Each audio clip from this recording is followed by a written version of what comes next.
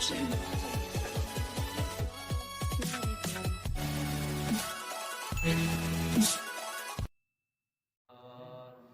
مل کے پڑھیے صلی اللہ علیہ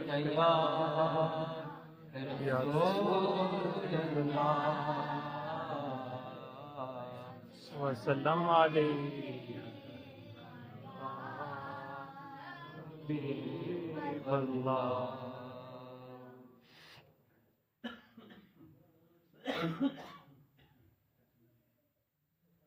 سبحان اللہ سبحان اللہ سبحان اللہ سبحان اللہ سبحان اللہ سبحان اللہ سبحان اللہ سبحان اللہ بولو سبحان اللہ سبحان اللہ سبحان اللہ سبحان اللہ. اج سکھ مترا دی ودیری کیوں دلڑی اداس گنیری اج سکھ مترا دی مدیری کیوں دلڑی اداس گنیری کیوں دلڑی اداس گنیری لو لو وچ شوق چنگیری جی لو لو وچ شوق چنگیری اج نے نالایا کیوں جڑیاں بولو سبحان اللہ سبحان اللہ سبحان اللہ سبحان اللہ سبحان اللہ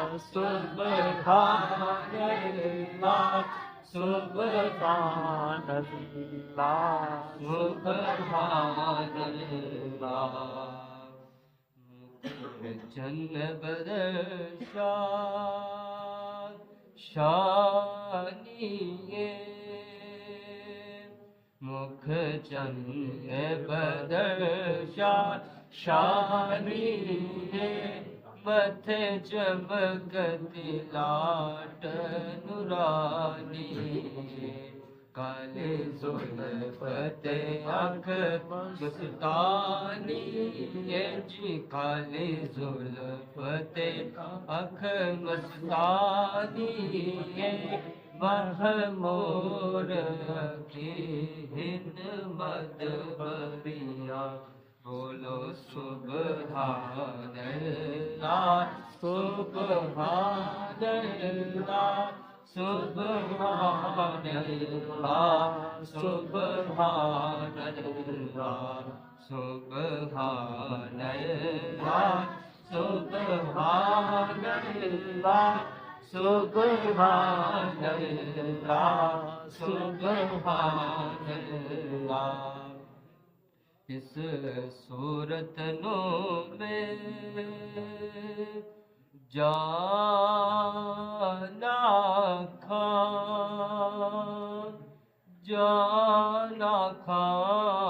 کے جان جہاں کھا اس صورت نو میں جانا کھا جانا کھا کے جان جہاں کھا سچ آقا تیرا بدی میں شان آقا جی سچ آقا تیرا بدی میں شان آقا جس شان تو شان سب بڑیاں بولو سبحان اللہ سبحان اللہ سبحان اللہ سبحان اللہ سبحان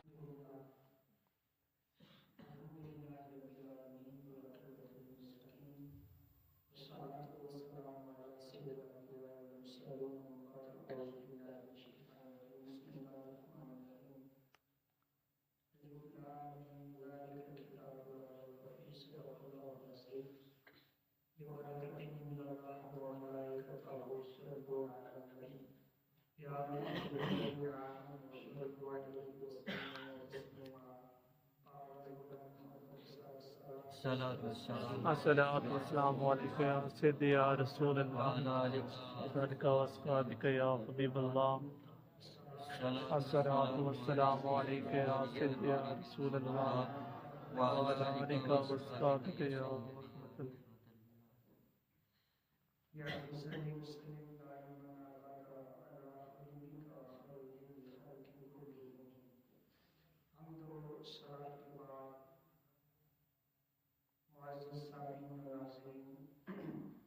قرآن مجید اللہ رب العزت کا پیغام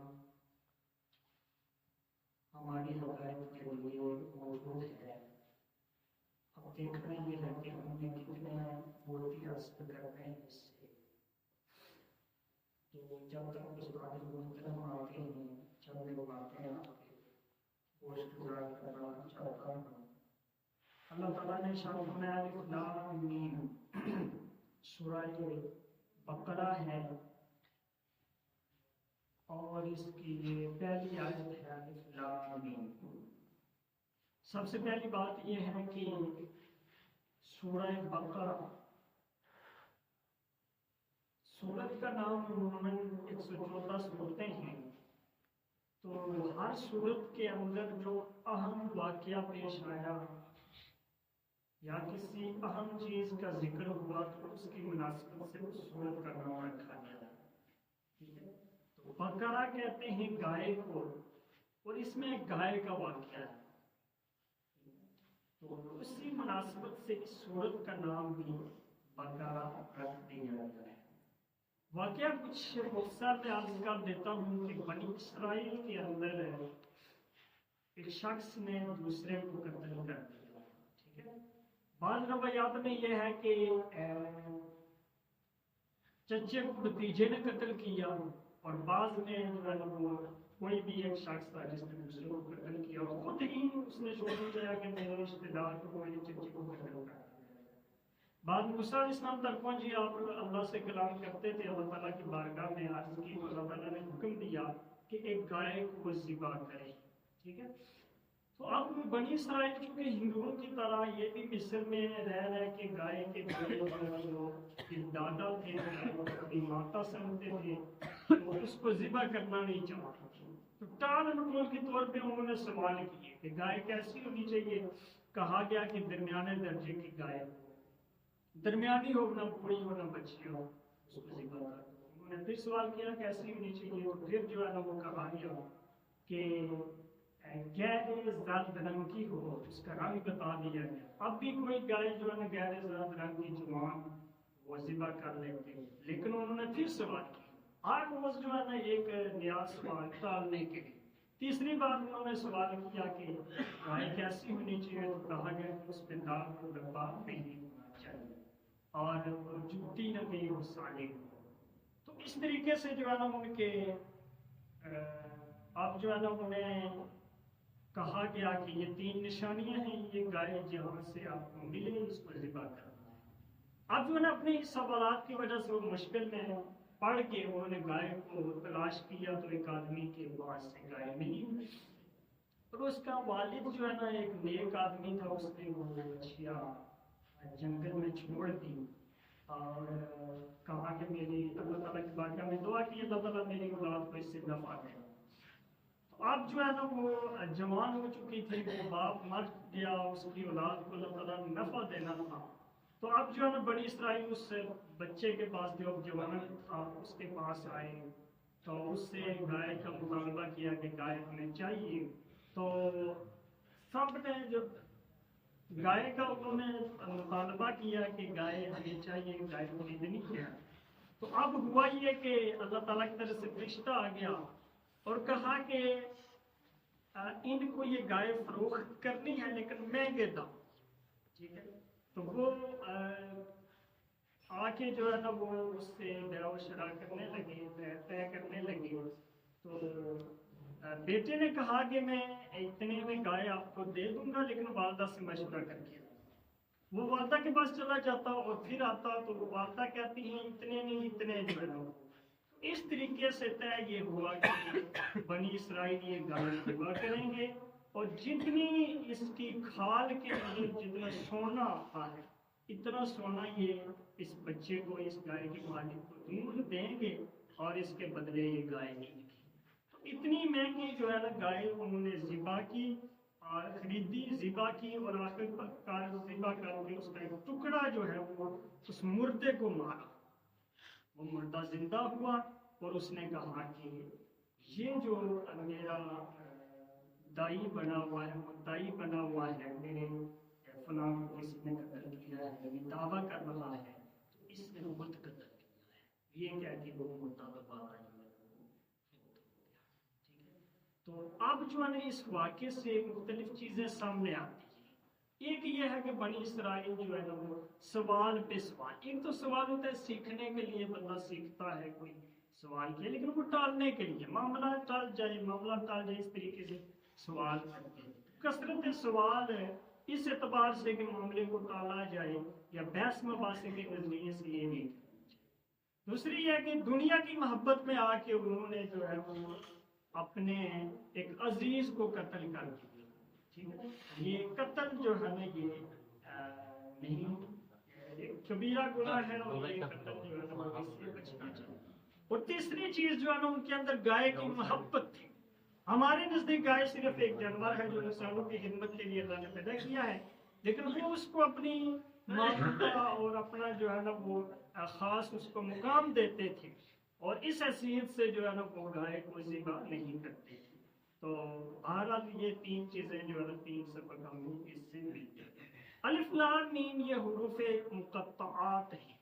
हर सूरत के शुरू में अलिफ लाम मीम हा मीम तहा मुख्तलिफ अल्फाज आते हैं जो लिखने में तो इकट्ठे लिखे जाते हैं, लेकिन इनको पढ़ा अलग अलग जाता है। जैसे अलिफ लाम मीम तीनों को अलग अलग करके पढ़ा जाता है। और ये हुरूफ हैं जो जिनका माना नहीं है, मफ़हूम नहीं है, सिर्फ इसका माना अल्लाह और उसका रसूल ही देते हैं। तो दूसरे मुफस्सिरीन ने मुख्तलिफ अक़वाल जिक्र किए हैं इनकी तशरीह में, इनकी तफसीर के अंदर, लेकिन सबसे बेहतर चीज़ जो है वो ये है कि जितने भी अहकामात इस सूरत के अंदर हैं उनको अलिफ लाम मीम के अंदर जो है ना वो समो के बयान कर दिया, ठीक है। तो इनको हुरूफ़ मुक़त्तआत कहते हैं। ज़ालिकल किताबु ला रैब फ़ीह, ऐसी किताब है जिसमें शक नहीं है, यानी कुरान मजीद में किसी किस्म के कोई शक नहीं है इसके अल्लाह ताला की तरफ से नाज़िल होने में और इसका कलामुल्लाह होने में, इसके कलामुल्लाह होने में कोई शक नहीं है। हुदल लिल मुत्तकीन, मुत्तकीन के लिए ये हिदायत है। मुख्तलिफ अल्फाज आए हैं, हुदल लिल नास भी है, हुदल लिल मुहसनीन भी है। तो मुत्तकीन का जिक्र इसलिए किया कि मुत्तकीन ही फायदा उठा रहे हैं। हुदल लिल नास यानी हर काफिर, हर मोमिन, हर एक के लिए हिदायत है, लेकिन फायदा चूंकि मोमिन उठा रहे हैं इसलिए हुदल लिल मुत्तकीन का। उससे पहले बिन गया बिन देखे ईमान जो है वो मकबूल है, पहली बात। दूसरी वयुकीमुन सलात, नमाज कायम करते हैं। अरबी में सलात लफ्ज इस्तेमाल हुआ है, लफ्जी मतलब है नमाज, ठीक है। तो युकीमुन सलात, नमाज कायम करते हैं। वैसे तो जो एक पढ़ता है, जो दो पढ़ता है, वो भी कहता है कि मैंने नमाज पढ़ी है, लेकिन कुरान में जहाँ कहीं भी नमाज का हुक्म है तो नमाज कायम करो, ठीक है। वो नमाज कायम करते हैं, ठीक है। अकामत सलात का हुक्म दिया गया है। اقامت صلاۃ یہ ہے کہ پانچوں نمازیں باجماعت ہے مسجد کے اندر جا کر تعدین ارکان کے ساتھ ادا کی جائے، ٹھیک ہے، تو یہ دوسری صفت ہے۔ تیسری اب مما رزقناہم ينفقون، جو کچھ ہم نے انہیں دیا اس میں سے خرچ کرتے ہیں، چاہے وہ مال ہے چاہے وہ علم ہے، جو کچھ بھی ہے وہ اللہ کی راہ میں خرچ کرتے ہیں۔ اور آگے فرمایا کہ والذین یؤمنون بما انزل الیک وما انزل من قبلک، جو کچھ آپ کی طرف نازل ہوا، جو کچھ آپ سے پہلے نازل ہوا، اس پہ ایمان رکھتے ہیں۔ یہ چوتھی صفت ہے، قرآن مجید پہ بھی ایمان رکھتے ہیں، اور سابقہ جو آسمانی کتابیں ہیں تورات زبور انجیل دوسری حالت میں موجود ہیں ان پر ایمان رکھتے ہیں۔ اور آخری صفت بیان کی کہ وبالآخرۃ ھم یوقنون، وہ آخرت پر یقین رکھتے ہیں، یعنی آخرت کے حوالے سے کوئی ٹال مٹول نہیں کرتے اور آخرت پہ اعتقاد رکھتے ہیں۔ آخرت پر ایمان رکھنا ہی ایسی چیز ہے جو بندے کو برائیوں سے بچاتی ہے اور نیکیوں کی طرف مائل کرتی ہے۔ تو المختصر یہ 5 صفات بیان ہوئی ہیں سورہ بقرہ کے شروع میں متقین کی، تو فرمایا کہ یہ 5 صفات جن کے اندر ہیں، اولئک علی ھدی من ربہم، یہی لوگ اپنے رب کی طرف سے ہدایت پر ہیں، واولئک ھم المفلحون، اور یہی مفلحون، اور یہی لوگ کامیاب ہیں۔ تو کوشش ہونی چاہیے کہ یہ 5 صفات جو ہے اپنے اندر پیدا کریں۔ اللہ تعالیٰ ہمیں توفیق عطا فرمائے۔ آمین۔ تو اب میں دعوت خطاب دے رہا ہوں حضرت علامہ مولانا محمد ابراہیم صاحب، آپ سے ملتمس ہے، التماس ہے کہ آپ تشریف لائیں۔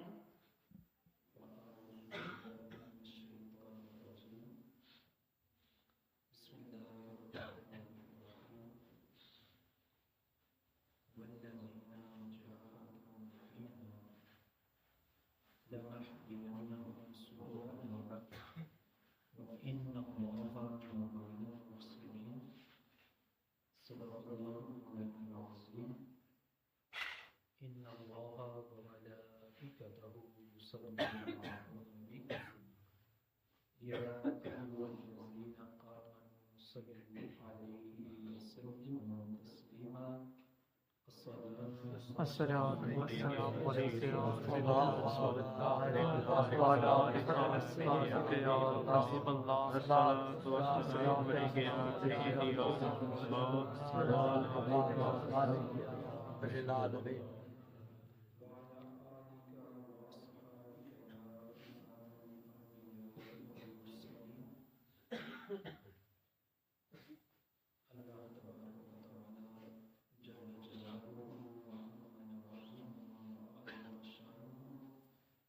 وَأَتَمَّ برہانہ کی حمد و ثنا، اور حضور نبی مکرم نور مجسم شفیع معظم تاجدار انبیاء مفخر موجودات زینت بزم کائنات ہادی انس و جن احمد مجتبی جناب محمد مصطفیٰ صلی اللہ تعالیٰ علیہ وآلہ وسلم کے دربار غربار میں ہدیہ درود اسلام کا نذرانہ پیش کرنے کے بعد، معزز و محتشم سامعین زمین شان،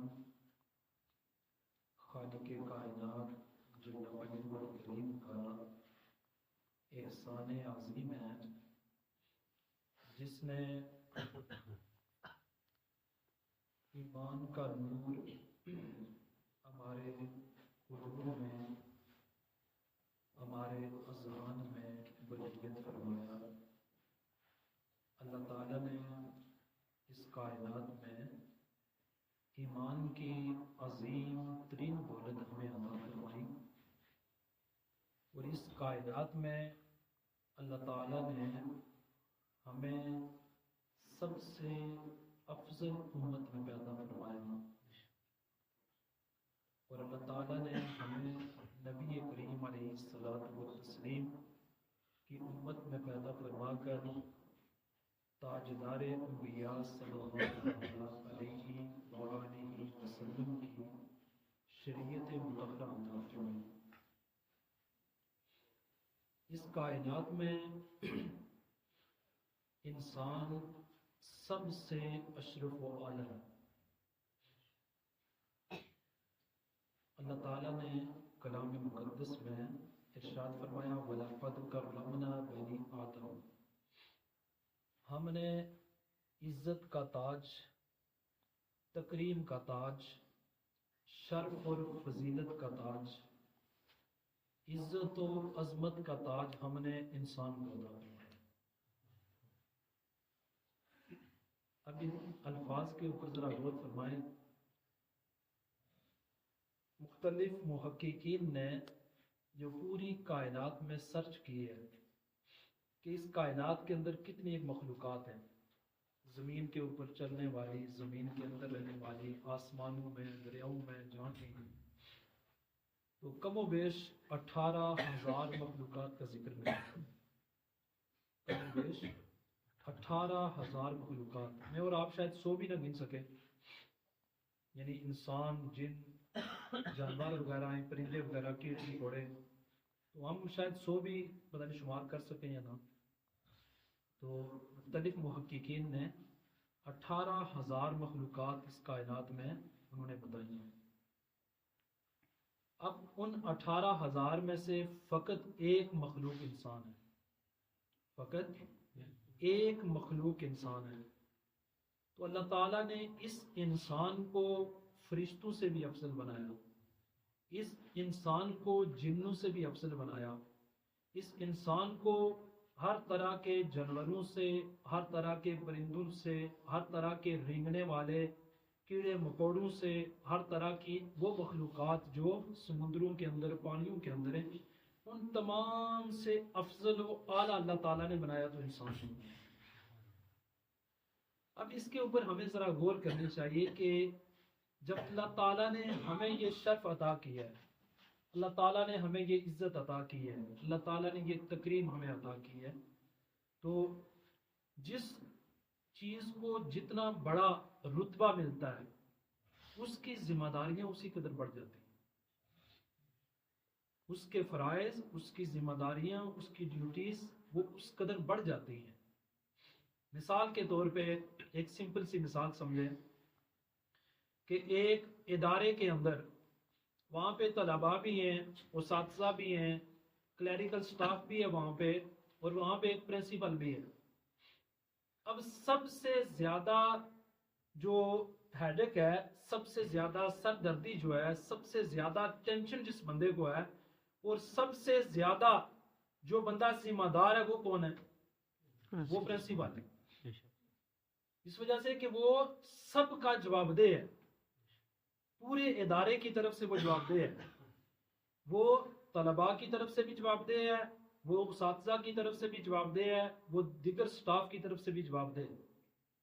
تو اب اس کائنات میں جب انسان کو اللہ تعالیٰ نے اس قدر اشرف المخلوقات بنا کر بھیجا، اور ساری کائنات میں جتنی بھی چیزیں ہیں، جتنے وسائل ہیں، جتنے اسباب ہیں اور دیگر جتنی چیزیں ہیں، وہ اللہ تعالیٰ نے انسان کے لیے پیدا کی، وہ ساری چیزیں اللہ تعالیٰ نے انسان کے لیے پیدا کی۔ اب اس چیز کو ذرا سمجھ کر تو ہمیں اپنی زندگی کس انداز سے گزارنی چاہیے، ہمارے مقاصد اور ہماری ترجیحات کیا ہونی چاہیے۔ یہ بات ہمیشہ ذہن میں رکھیں کہ دنیا میں پریشانیاں، غم، تکلیفیں، امیری، غریبی، یہ دیگر یہ ساری چیزیں یہ حضرت آدم علیہ السلام سے شروع ہوئی ہیں اور قیامت تک رہیں گی۔ اب کامیاب وہ شخص ہے جو ان ساری چیزوں کے سامنے رہتے ہوئے بھی، ان سب چیزوں کو برداشت کرتے ہوئے بھی اپنی زندگی میں وہ اونچ نیچ کے ساتھ کام نہیں لیتا، بلکہ وہ بندہ درست راستے کا انتخاب کرتا ہے اور اسی راہ کا انتخاب کرتا ہے جو اللہ اور اس کے رسول نے ہمیں بتائی ہے۔ اور اللہ تعالیٰ کا یہ احسان عظیم ہے کہ اللہ تعالیٰ نے ہمیں ایمان کی دولت عطا کی ہے۔ میں نے شاید پچھلی دفعہ بھی یہ بات کی تھی کہ مثال کے طور پہ اگر کوئی ایک بندہ وہ کسی اور مذہب کے اندر پیدا ہو جاتا ہے، وہ ساری زندگی اس مذہب کو نہیں چھوڑتا. ایک یہودی پیدا ہو گیا، عیسائی ہو گیا یا سکھ، یا اللہ ماشاء اللہ چند لوگ جو سرچ کرتے ہیں یا پڑھتے ہیں یا کسی کی تبلیغ سے متاثر ہوتے ہیں تو وہ چند لوگ مسلمان ہو جاتے ہیں. باقی ساری زندگی وہ لوگ اپنے مذہب کو نہیں چھوڑتے. تو اللہ تعالیٰ نے ہمیں بچپن سے ہی، ہم جس گھرانے میں پیدا ہوئے، اللہ تعالیٰ نے ایمان کی دولت عطا کی. بے شک. تو اس چیز کو ذرا سمجھنا چاہیے اور اس کے مطابق پھر ان ذمہ داریوں کو سمجھ کر پھر زندگی گزارنی چاہیے. میں نے جو آیہ مقدسہ شروع میں تلاوت کی ہے، خالق کائنات جل مجدہ الکریم کا ارشاد مبارک ہے، والذین جاہدوا فینا. وہ لوگ، والذین اسماء موصولہ میں سے جمع کے لیے استعمال ہوتا ہے، علماء اکرام سمجھتے ہیں اس کو. تو والذین، وہ لوگ، یہ جمع کے لیے ہے، یعنی جتنے بھی لوگ. جاہدو، یہ بھی جمع کا صیغہ ہے، جو کوشش کرتے ہیں، جو جدوجہد کرتے ہیں. فینا، اللہ تعالیٰ فرما رہا ہے ہماری راہ میں، ہماری ذات کے لیے، ہمارے راستے میں، ہماری طرف جو کوشش کرتے ہیں. تو کیا ہوگا؟ والذین جاہدوا فینا، وہ لوگ جو ہماری طرف آنے کی کوشش کرتے ہیں. لَنَهْدِيَنَّهُمْ سُبُلَنَا، ہم ضرور ضرور ان لوگوں کو اپنے راستوں کی رہنمائی کریں گے. ہدا یہدی سے اگر نہدی ہو تو اس کا ترجمہ ہوتا ہے ہم رہنمائی کریں گے. نہدینہ ہو تو اس کا ترجمہ ہوگا ہم ضرور رہنمائی کریں گے.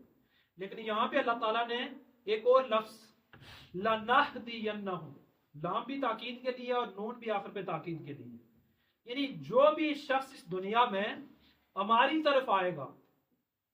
ہماری طرف کون سی ہے؟ کیا مراد ہے اس سے؟ یعنی جو راستہ اللہ نے بتایا اس کے لیے جدوجہد کرے گا، کوشش کرے گا، اس طرف بڑھے گا.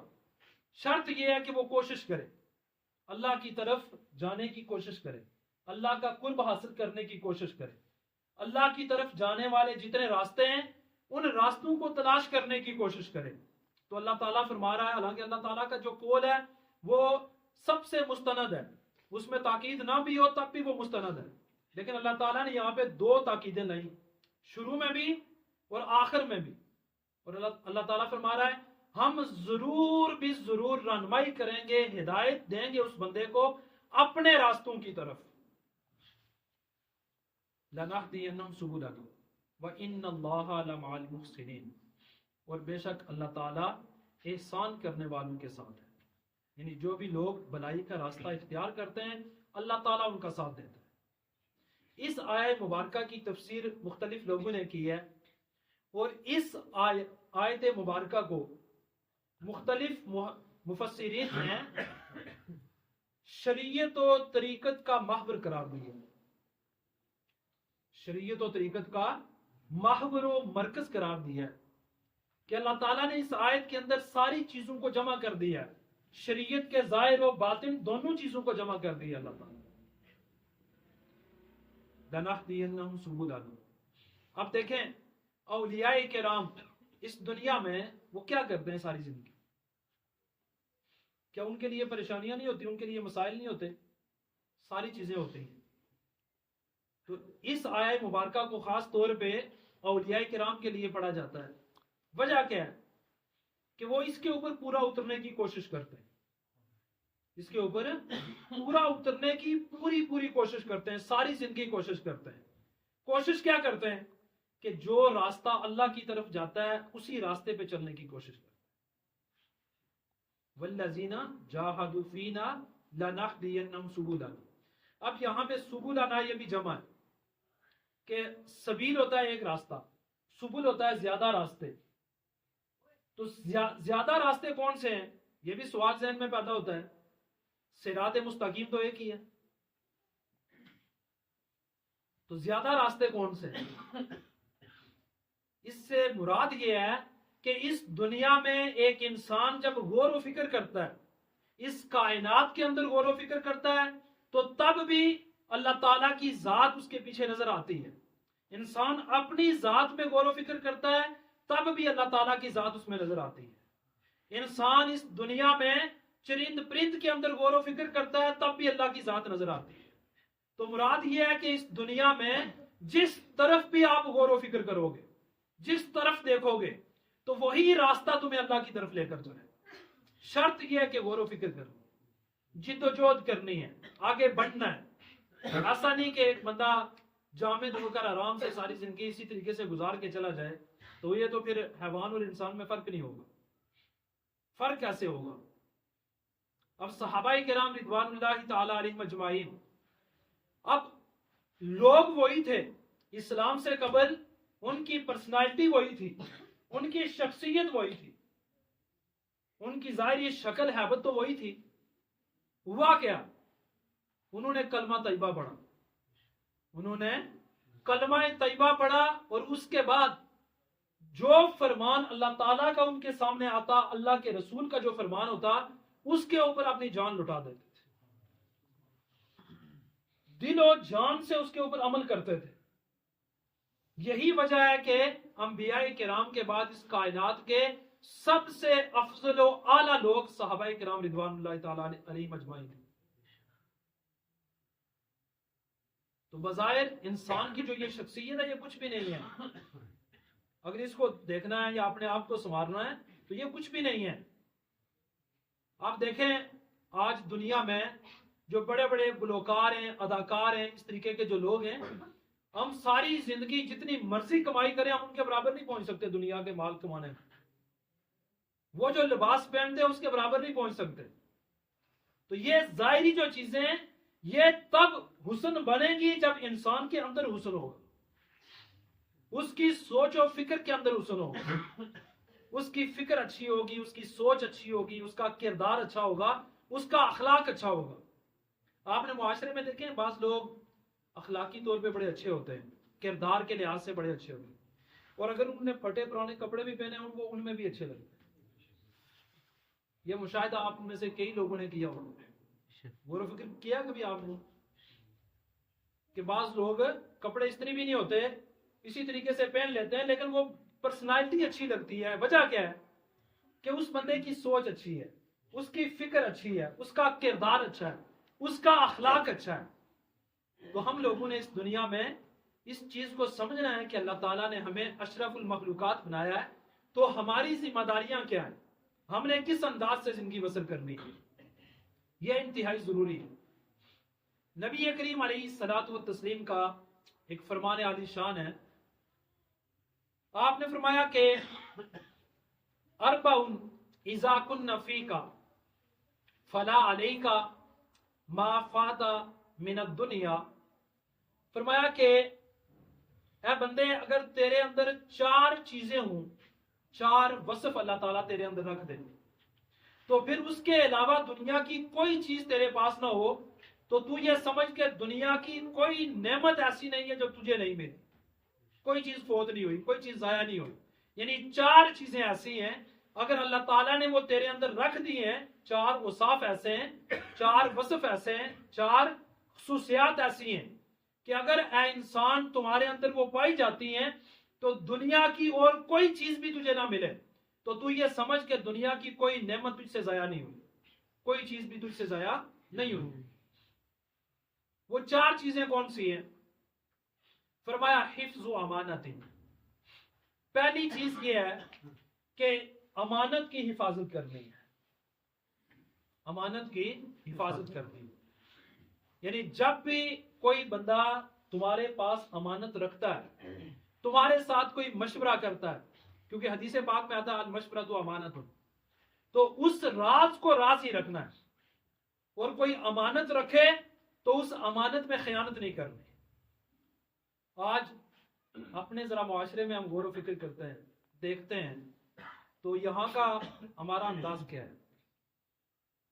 کوئی بندہ بھی ہمارے پاس امانت رکھتے ہوئے وہ ڈرتا ہے. وجہ کیا ہے؟ اسے پتا ہے کہ یہ بندہ ضائع کر دے گا، اسے پتا ہے یہ اچھی طرح سے حفاظت نہیں کرے گا، یا اگر کوئی قیمتی چیز ہے تو ایسا نہ ہو کہ میں وقت پہ مانگوں، مجھے ضرورت پڑے اور یہ بندہ اس وقت کہے جی میں چند دنوں کے بعد دے دوں گا، وہ چیز مجھ سے کہیں خرچ ہو گئی ہے، صرف ہو گئی ہے چیز.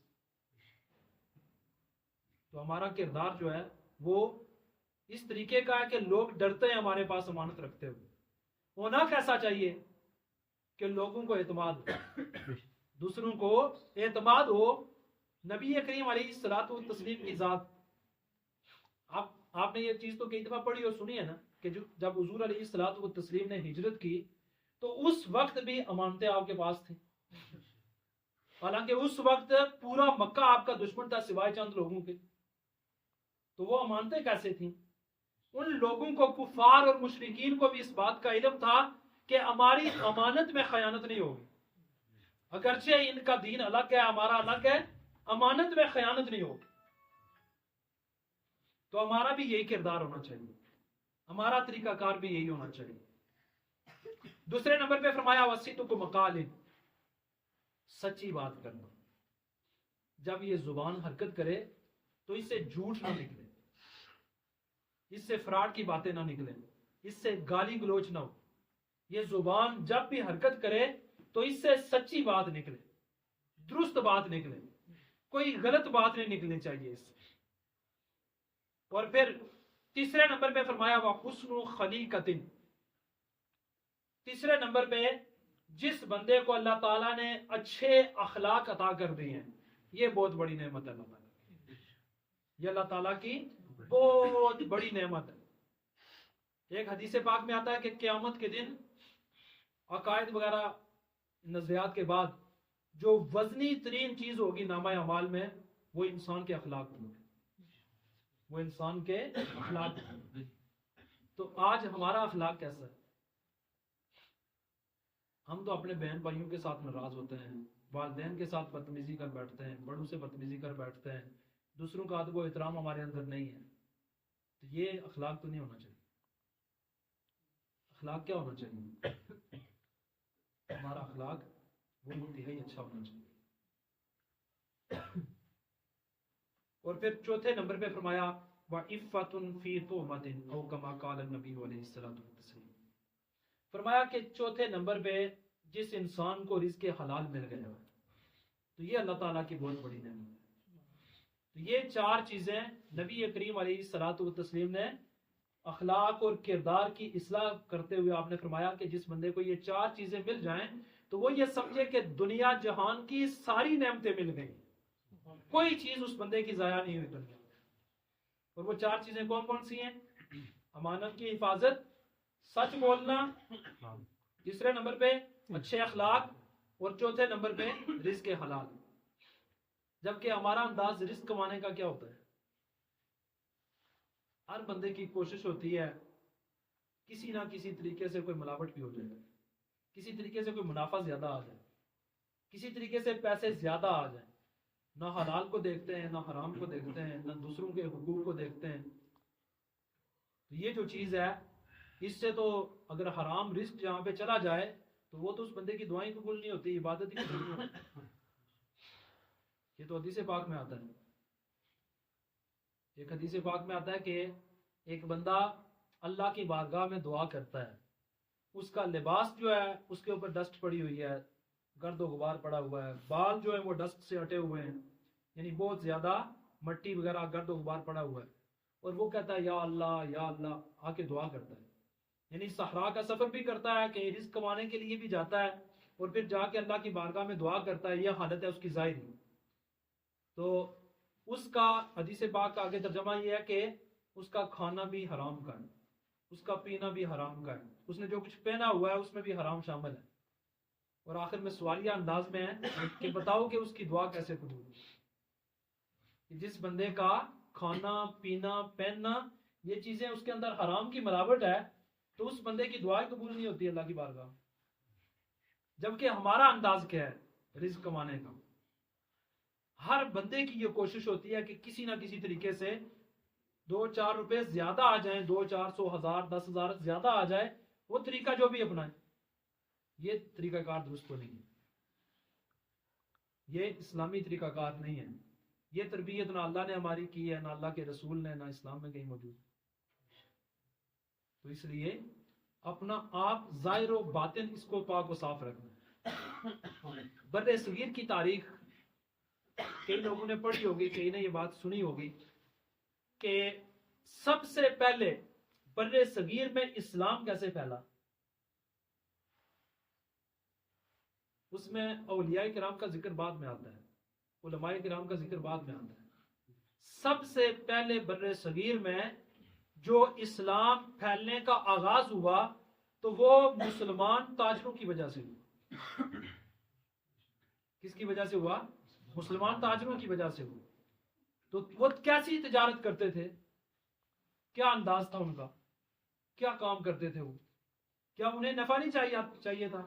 ان کے بیوی بچے موجود نہیں تھے، ان کے والدین بوڑھے نہیں تھے، ان کے چھوٹے بہن بھائی موجود نہیں تھے، انہوں نے شادیاں وغیرہ نہیں کرنی تھی، یہ سارے معاملات ان کے بھی تھے، لیکن ان کا کاروبار، ان کی تجارت، ان کا لین دین وہ اسلامی اصولوں کے مطابق، وہ اسلامی اصولوں کے مطابق۔ آج بھی دنیا میں بے شمار لوگ موجود ہیں جو اسلامی اصولوں کو مد نظر رکھتے ہوئے وہ تجارت کرتے ہیں، کاروبار کرتے ہیں، لیکن ہم میں سے آج کل شہروں میں چلے جائیں، اکثریت آپ کو 2 نمبر چیزیں ملیں گی، 3 نمبر 10 نمبر چیزیں ملیں گی، اور قیمتیں کہاں تک پہنچی ہوتی ہیں، منافع کتنا کما رہے ہوتے ہیں۔ یہ جو انداز ہے یہ درست نہیں ہے۔ نبی کریم علیہ الصلوۃ والتسلیم کا ایک فرمان عالی شان ہے، بڑی ہی عظیم حدیث پاک ہے۔ حضور علیہ الصلوۃ والتسلیم کا فرمان ہی بہت عظیم ہے، لیکن اس حدیث پاک میں جو فصاحت و بلاغت ہے اور جو باتیں ہیں وہ انتہائی کمال کی ہیں۔ اور اس حدیث پاک میں حضور علیہ الصلوۃ والتسلیم آپ فرماتے ہیں کہ اوصانی ربی بتسع اوصیکم بہا، فرمایا کہ میرے رب نے مجھے 9 باتوں کی وصیت فرمائی۔ ایک ہوتا ہے نصیحت، ایک ہوتا ہے وصیت، ان میں تھوڑا سا فرق ہے۔ نصیحت عام انداز میں کی جاتی ہے اور وصیت خاص موقع پہ کی جاتی ہے۔ فرمایا کہ اوصانی ربی بتسع اوصیکم بہا، میرے رب نے مجھے 9 باتوں کی وصیت فرمائی ہے، میں بھی وہی 9 باتیں تمہیں وصیت کروں۔ اپنے ہر امتی کو آپ نے فرمایا کہ میں وہی 9 باتیں تمہیں وصیت کرتا ہوں۔ اس میں سے پہلی بات کیا ہے؟ حضور علیہ الصلوۃ والتسلیم نے فرمایا کہ جس حال میں بھی ہو، چاہے غصے کی حالت میں ہو چاہے نارمل حالت میں، کبھی بھی نا انصافی نہیں کرنی، کبھی بھی نا انصافی نہیں کرنی کسی کے ساتھ۔ ہم لوگ غصے میں دوسروں کو گالیاں بھی دے جاتے ہیں، فراڈ بھی کر جاتے ہیں، جس قدر ممکن ہو، اگر کوئی کمزور ہے تو اسے جس قدر ممکن ہو اس کے اوپر ظلم بھی کر بیٹھتے ہیں۔ فرمایا کہ آپ کی نارمل حالت ہو یا غصے کی حالت ہو، کبھی نا انصافی نہیں کرنی۔ اور پھر دوسرے نمبر پہ فرمایا کہ چاہے تم امیر ہو یا غریب ہو، ہر حالت میں میانہ روی اختیار کرنی ہے، چاہے امیری کی حالت ہے چاہے غریبی کی حالت ہے۔ ایسا نہ ہو کہ غربت کی حالت آئے تو اس وقت اللہ کی بارگاہ میں شکوے شروع ہو جائیں، یہ نہیں ہونا چاہیے۔ اور یہ بھی نہیں ہونا چاہیے کہ اگر دولت آ جائے تو کہیں مغرور اور متکبر بن کے دنیا میں زندگی گزارنا شروع کر لو، یہ انداز بھی نہیں ہونا چاہیے۔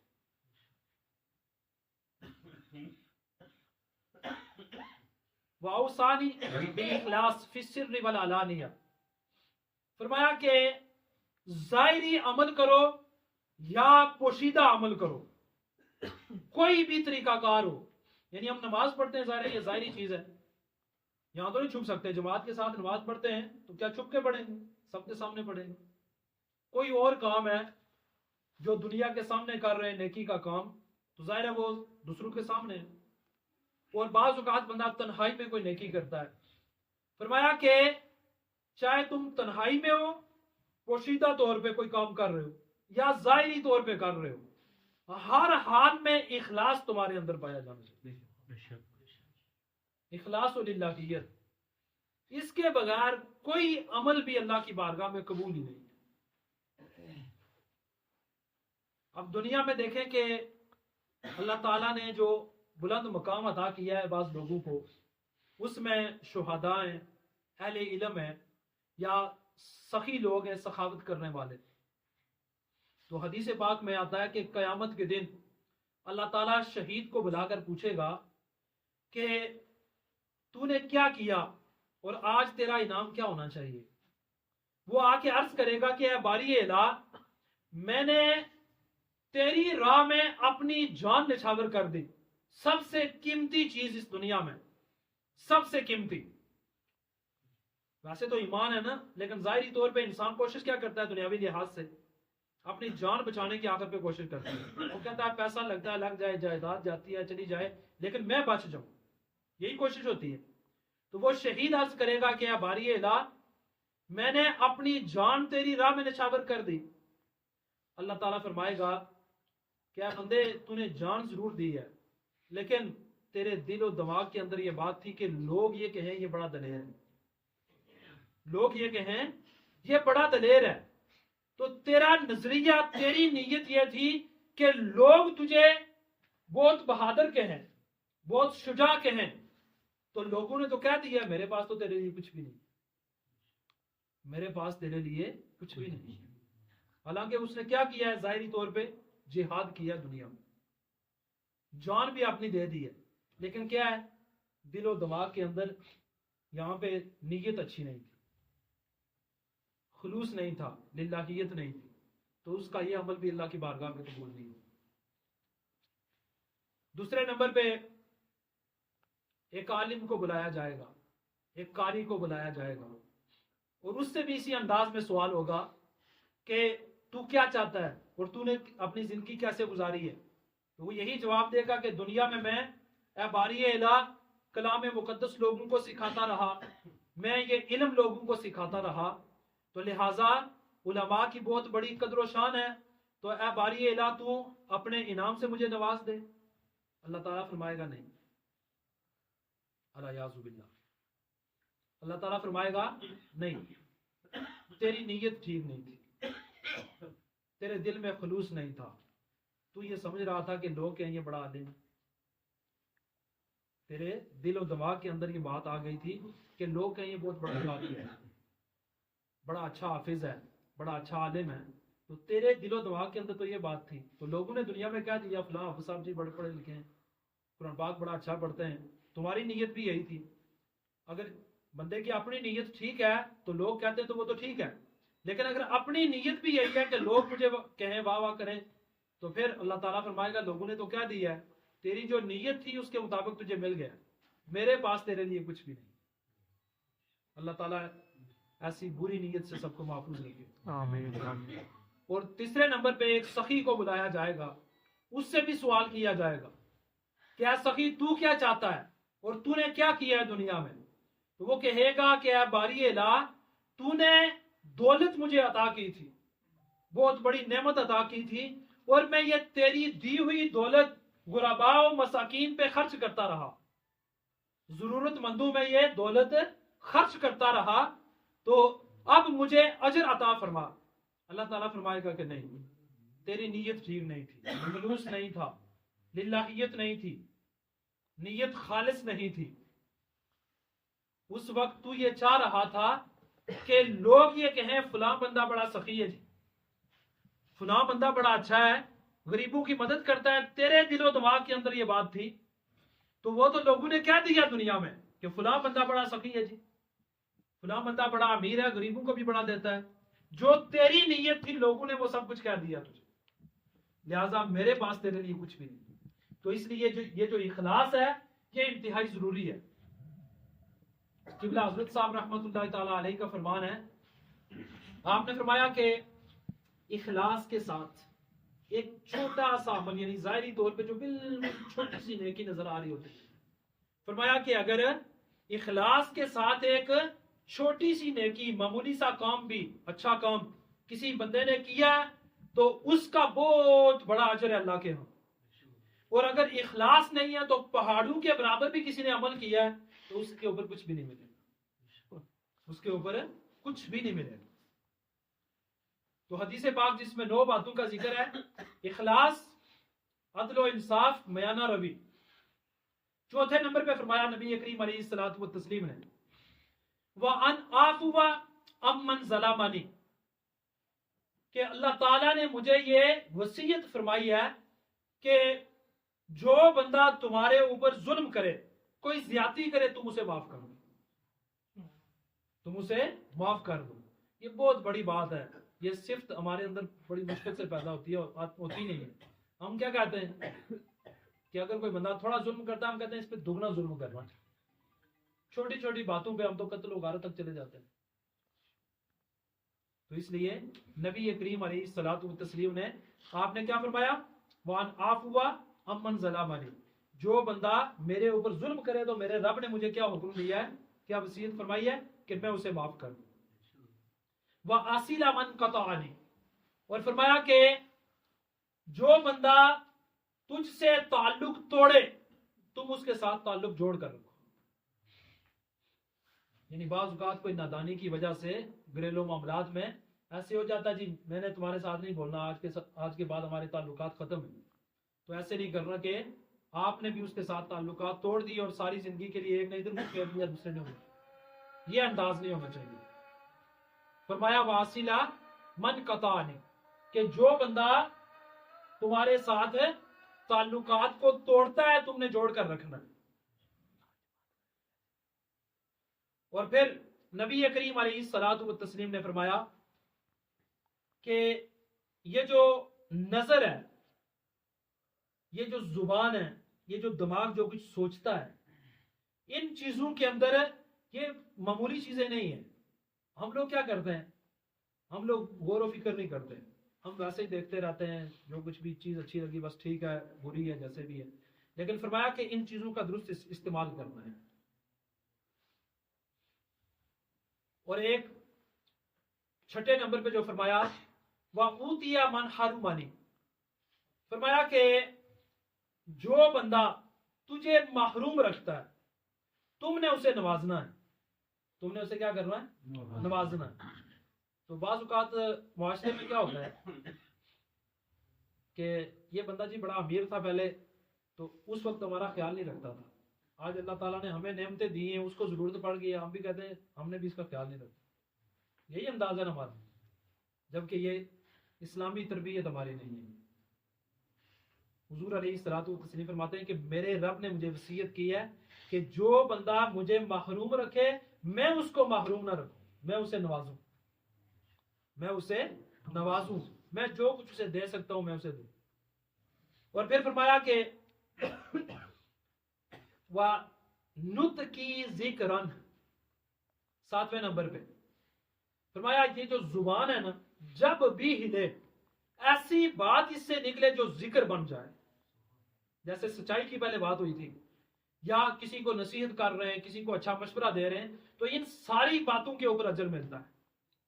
قرآن پاک میں ما یلفظ من قول الا لدیہ رقیب عتید، اس زبان سے جو لفظ باہر نکلتا ہے اس کے اوپر محافظ فرشتہ بیٹھا ہوا لکھ رہا ہے، چاہے اچھی بات نکل رہی ہے چاہے بری نکل رہی ہے، وہ فرشتہ نوٹ کر رہا ہے۔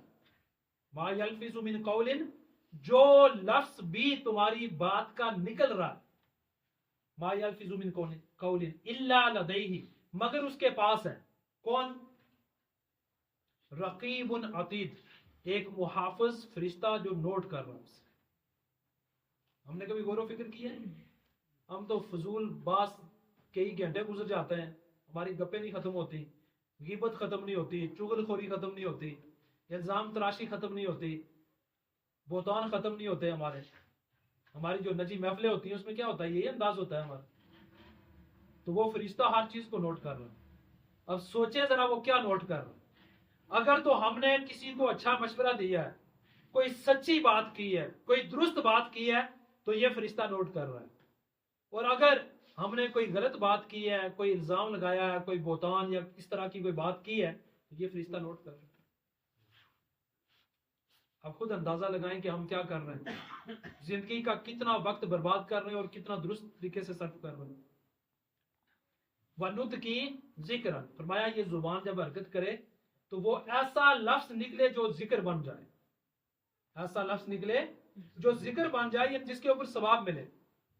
वसमती फिक्रन, फरमाया ए बंदे जब तू खामोश बैठे तो उस वक्त तू गौर व फिक्र किया कर। जब भी तू अकेला कहीं बैठे खामोशी के साथ है तो उस वक्त तू गौर व फिक्र किया कर। क्या गौर व फिक्र करनी है हमने? अपनी जिंदगी के बारे में सोचे कि किस अंदाज से जिंदगी गुजारी है, हमारा अंदाज तरीकाकार क्या है, क्या हमारे अंदर कोई चेंजिंग आई है या नहीं आई।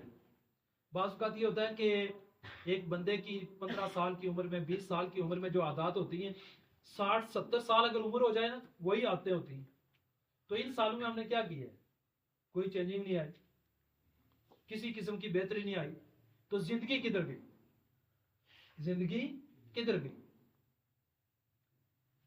और 9वें नंबर पे नबी करीम अलैहिस्सलातु व तस्लीम ने फरमाया व नजरी इबरतन, ये जो आंख है ना, इससे जब किसी चीज को देखो तो उससे इबरत हासिल करो। यानी वैसे ना देखो, अल्लाह ताला की मखलूक को जब देखो, इस कायनात को देखो, आसमान जमीन को, इसके अंदर निजाम को देखो, तो फिर क्या करो? गौर व फिक्र करो और इबरत हासिल करो। ये 9 बातें जो नबी करीम अलैहिस्सलातु व तस्लीम फरमाते हैं कि मुझे मेरे रब ने सिखाई हैं, और ऐ लोगों मैं वही 9 बातें तुम्हें वसीयत कर रहा हूं। और कुरान पाक में अल्लाह ताला का फरमान है अवलम नुअम्मिरकुम मा यतज़क्करु फी,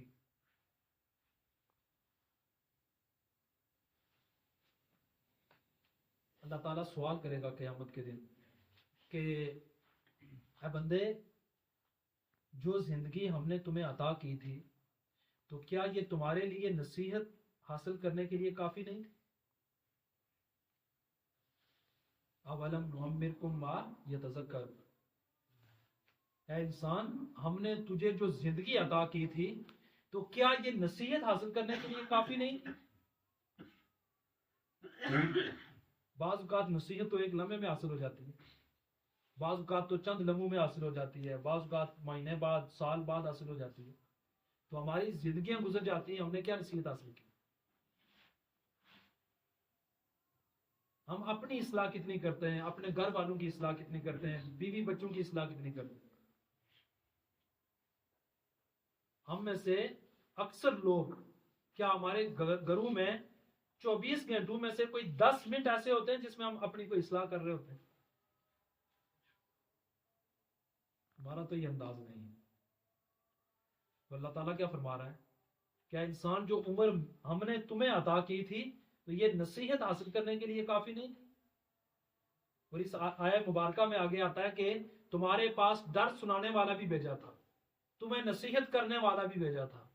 और आखिर में है कि अल्लाह ताला जालिमों से क़यामत के दिन फरमाएगा कि जब ये सारी चीजें तुम्हारे सामने मौजूद थी, इतनी जिंदगी मैंने तुझे दी, इतने साल दिए, नसीहत करने वाले भी तेरे पास आए और फिर डर सुनाने वाले भी तेरे पास आए, तो तूने नसीहत हासिल नहीं की, तो अल्लाह ताला जालिमों को फरमाएगा कि अब तुम उस जुल्म का मजा चखो, अब अजाब चखो। तो इसलिए इस आयत मुबारका में गौर व फिक्र करेंगे। बाज़ औक़ात तो इंसान के रूंगटे खड़े हो जाते हैं ऐसी आयत पढ़ कि हमारी जिंदगी किस अंदाज से गुजर रही है, हम क्या करते हैं, हमारा अंदाज क्या है। तो इसलिए अपने माहौल को तब्दील करने की कोशिश करें। अब देखें, मुझे एक नौकरी मिलती है तो मैं कोशिश करता हूं कि दूसरी मिल जाए, उसके बाद कोशिश करता हूं कोई और भी मिल जाए, और 18-18 घंटे और 20-20 घंटे हम लोग दुनिया कमाने को दे देते हैं। ऐसा करते हैं या नहीं करते? लेकिन दीन को कितना वक्त देते हैं, अपनी इस्लाह करने को कितना वक्त देते हैं, अपने आहलो अयाल की इस्लाह करने को कितना वक्त देते हैं? 24 घंटे खाते पीते भी हैं, आराम भी करते हैं, बाकी मामलात भी करते हैं, खरीदो फरोख्त भी करते हैं, कमाई भी करते हैं, लेकिन नमाज रोजा और दिगर जो वाजिबात हमारे जिम्मे हैं, या अपनी इस्लाह और बच्चों की तरबियत, इसको कितना वक्त देते हैं? कभी किसी ने गौर व फिक्र किया, सोचा ऐसा क्यों नहीं करते? ये अंदाज क्यों नहीं अपनाते हैं? हमें अपनी जिंदगियों का तरीकाकार तब्दील करना होगा। और अगर इसी तरीके से जिंदगी गुजारनी जैसे आम गुजर रही है तो फिर हैवानों और इंसानों में कोई फर्क नहीं है। फिर वो 18,000 कमो बेश मखलूकात اور ان سب کے اوپر جا کے اللہ تعالیٰ نے جو انسان کو بٹھا دیا ہے، تو اتنا بڑا رتبہ اور شرف وہ کدھر جائے گا؟ وہ اس بلندی پہ تو نہیں رہے گا، وہ تو نیچے آ جائے گا، وہ تو ختم ہو جائے گا. کیونکہ کلام مقدس میں اللہ تعالیٰ نے فرمایا اولئک کالانعام بل هم اضل، کفار کے بارے میں یہ آیت کہ وہ لوگ جو ساری چیزیں دیکھتے ہوئے، ان آیات میں آتا ہے نا کہ انہیں آنکھیں بھی دی ہیں، انہیں کان بھی دیے ہیں، دل بھی ہیں، لیکن وہ عبرت حاصل نہیں کرتے. تو اللہ تعالیٰ فرماتا ہے کہ ایسے لوگ جانوروں کی طرح ہیں. انعام کہتے ہیں جانوروں کو. فرمایا کہ ایسے لوگ جانوروں کی طرح ہیں، بلکہ ان سے بھی زیادہ گمراہ لوگ ہیں. یعنی جو بندہ ساری زندگی نصیحت کی باتیں سنتا بھی ہے، دیکھتا بھی ہے، ساری دنیا کو دیکھ رہا ہے، عبرت حاصل نہیں کر رہا، نصیحت نہیں پکڑ رہا، عمل نہیں کر رہا، اس کے اندر بہتری نہیں آ رہی، تو پھر اس میں اور ایک حیوان میں کیا فرق رہے گا؟ تو اس لیے ضرورت اس امر کی ہے کہ ہم لوگ اپنی اصلاح کریں، ہم لوگ اپنے اندر بہتری لائیں. ایسا نہیں ہوتا کہ بندہ کوئی بہتری لاتے ہوئے کوئی ظاہری طور پہ زیادہ چینجنگ آ جائے گی، یہ نہیں ہوتا. یہ شکل و حیات تقریباً ایک جیسی رہتی ہے. یہ 18-20 سال تک بچپن سے چینجنگ آتی ہے، اس کے بعد بڑھاپے تک تقریباً یہ بال وغیرہ چینج ہوتے ہیں، باقی تقریباً شیپ ایک جیسی رہتی ہے. چینجنگ کہاں پہ آتی ہے؟ سوچ و فکر کے اندر آتی ہے، عمل کے اندر آتی ہے، کردار کے اندر آتی ہے، اخلاق کے اندر آتی ہے. اور اگر یہاں پہ نہیں آئے گی تو پھر سمجھے کہ ہم نے کچھ بھی نہیں کیا دنیا میں.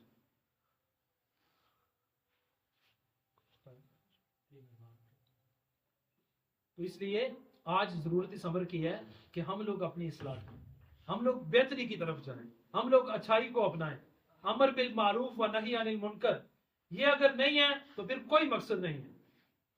اب ایک نظریہ ہے جو آج دنیا اسلام کے اندر اس کو زبردستی نافذ کرنے کی کوشش کی جا رہی ہے. وہ کیا ہے؟ وہ غیر مسلموں کا ایک نظریہ ہے. وہ یہ چاہ رہے ہیں کہ جس طریقے سے امریکہ کے اندر، برطانیہ کے اندر، فرانس کے اندر، دیگر ممالک کے اندر انہوں نے مذہب کو سیپریٹ کر دیا ہے. انہوں نے کہا جی مذہب یہ نجی معاملہ ہے، ہر بندے کا ذاتی معاملہ ہے، کوئی بندہ مذہب کے بارے میں دوسرے کو نصیحت نہیں کر سکتا. ایک بندہ نماز پڑھتا ہے ٹھیک ہے، دوسرا نہیں پڑھتا ٹھیک ہے، دونوں اپنی جگہ دونوں ٹھیک ہے. اسلام کے اندر یہ چیز نہیں، اسلام کے اندر یہ چیز ہرگز نہیں. اللہ تعالیٰ نے جہاں پہ یہ فرمایا کنتم خیر امۃ اخرجت للناس تأمرون بالمعروف وتنہون عن المنکر، اس آیہ مبارکہ میں جہاں پہ اللہ تعالیٰ نے یہ فرمایا کہ اے لوگوں تم بہترین امت ہو، تم سارے کے سارے امت مسلمہ میں جتنے افراد ہو، کنتم خیر امۃ، تم بہترین امت ہو، اخرجت للناس، تمہیں لوگوں کی طرف بھیجا گیا ہے. اپنی اصلاح بھی کرنی ہے، ساتھ کیا کرنا ہے؟ لوگوں کی طرف بھیجا گیا ہے. اخرجت، تمہیں نکالا گیا ہے، بھیجا گیا ہے اس دنیا میں. کس لیے؟ لوگوں کے لیے. کیا کرنا ہے لوگوں کو؟ کیا کہنا ہے؟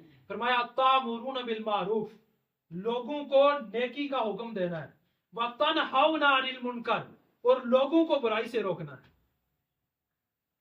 اب اس آیت مبارکہ میں ذرا غور و فکر کریں کہ امت کے بہترین ہونے کی وجہ کیا اللہ تعالیٰ نے بیان کی. یہاں پہ مذہب سیپریٹ نہیں ہے. جب ایک بندہ مسلمان ہے، اسلامی گھرانے میں پیدا ہوا ہے اور مسلمان ہے یا اسلام میں داخل ہو گیا، تو اس کے بعد وہ یہ نہیں کہہ سکتا، یہ تصور بھی نہیں کر سکتا، یہ نظریہ اور سوچ و فکر رکھ ہی نہیں سکتا کہ مذہب ہر بندے کا ذاتی معاملہ ہے. ایسا ہرگز نہیں. یہ بات میری سمجھ آ رہی ہے آپ کو؟ تو بہترین امت اللہ تعالیٰ نے جہاں پہ فرمایا ہے کنتم خیر امہ، اس میں آگے کیا فرمایا ہے کہ بہترین امت تمہیں اس لیے بنایا ہے کہ اس دنیا میں تمہیں بھیجا ہے تاکہ جتنے بھی لوگ ہیں ان سب کو تم نے نیکی کی دعوت دینی ہے اور برائی سے منع کرنا. تو جب نیکی کی دعوت دیں گے، برائی سے منع کریں گے، تو وہاں ذاتی معاملہ تو نہیں رہے گا، وہاں تو سب تک پیغام پہنچانا ہے. اس وجہ سے کہ اللہ تعالیٰ نے دین اسلام کو پوری دنیا کے لیے بھیجا ہے. نبی کریم علیہ الصلوۃ والسلام کو پوری کائنات کی طرف بھیجا ہے. کلام مقدس قرآن پاک کو اللہ تعالیٰ نے ساری کائنات کی ہدایت اور رہنمائی کے لیے بھیجا ہے، نازل کی ہے. خالق کائنات جل مجدہ الکریم کی بارگاہ میں دعا ہے کہ اللہ تعالیٰ ہم سب کو اسلام کے بنیادی عقائد، حقائق اور تعلیمات کو صحیح معنوں میں سمجھ کر ان کے مطابق زندگی بسر کرنے کی توفیق عطا فرمائے. آمین. اور اللہ تعالیٰ آپ لوگوں نے جو اخلاص کے ساتھ للہیت کے ساتھ یہ محفل سجائی ہے، اللہ تعالیٰ اس کو اپنی بارگاہ سمادیت میں قبول و منظور فرمائے. اللہ تعالیٰ ہمارے صغائر کبائر گناہوں کو معاف فرمائے. آمین. وما علیہ الا البلاغ.